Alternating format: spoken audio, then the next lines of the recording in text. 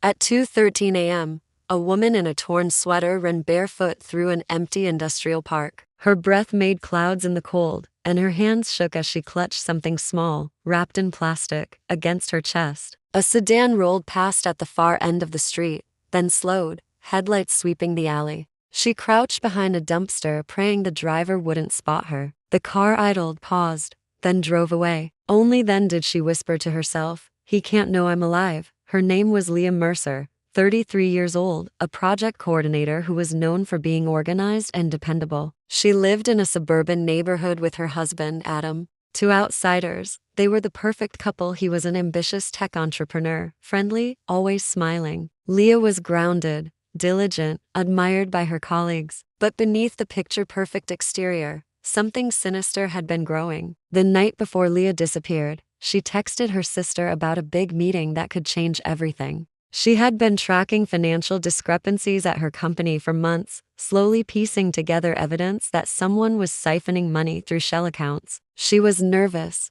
but also determined. By morning, Leah was gone. Her car was still in the driveway, her phone on the kitchen counter, but Leah had vanished without a trace. Adam told police they had argued the night before about money. He claimed he slept on the couch, and when he woke up, she was gone. He sounded controlled, even calm. Detectives weren't convinced. Spouses are always suspects first. But Leah had left behind something more important than her phone, a trail of secrets. Detectives found an anonymous email in their inbox pointing them toward a vendor named Northspan Solutions. Attached were redacted bank records and invoices, all digitally signed with Adam's name. Adam denied ever approving vendor payments, but the timestamps matched nights he spent working in his home office. When police searched that office, they uncovered an encrypted USB drive hidden in a drawer. On it was a collection of invoices, payment records, and spreadsheets. But the spreadsheets weren't cold financial documents, they looked like a diary. In the margins were notes like, "He thinks I don't see it,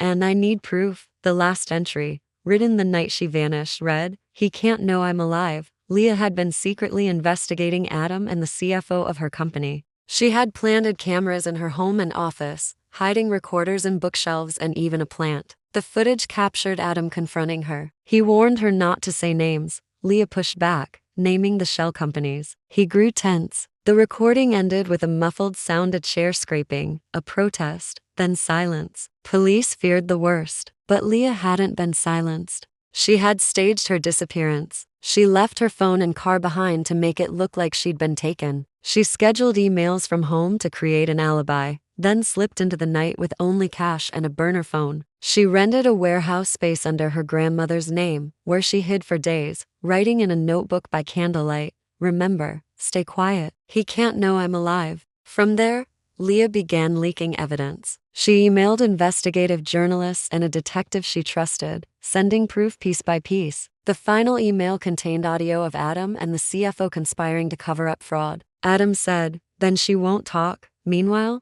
Adam pushed a different story, that Leah was unstable, that she ran away. But Leah had planned for that too. In a safe deposit box, she'd left behind a second micro SD card. On it was a recording from her own living room, where Adam told her flatly, "If you ruin me, there's no coming back. Then don't survive." It wasn't a direct confession, but it was enough. Combined with financial records, metadata showing Adam's laptop approving fraudulent transfers, and testimony from the CFO who tried to flee but was arrested, prosecutors built a devastating case. When Leah finally revealed herself at the police precinct, she handed over the plastic-wrapped micro SD and said the same words she had whispered in the cold industrial park, "He can't know I am alive." Her testimony in court sealed Adam's fate. The jury convicted him of fraud, conspiracy, witness intimidation, and attempted witness tampering. The CFO was convicted as well, after cutting a deal to reduce his sentence by testifying against Adam. Leah stayed out of the spotlight. She moved to a new home, changed jobs, and worked on reclaiming her life. But she never forgot the night she became a ghost in order to survive. Her secret, the evidence she collected, the diary and numbers, the recordings, brought down a man who believed he controlled her fate. Adam thought he had erased her. Instead,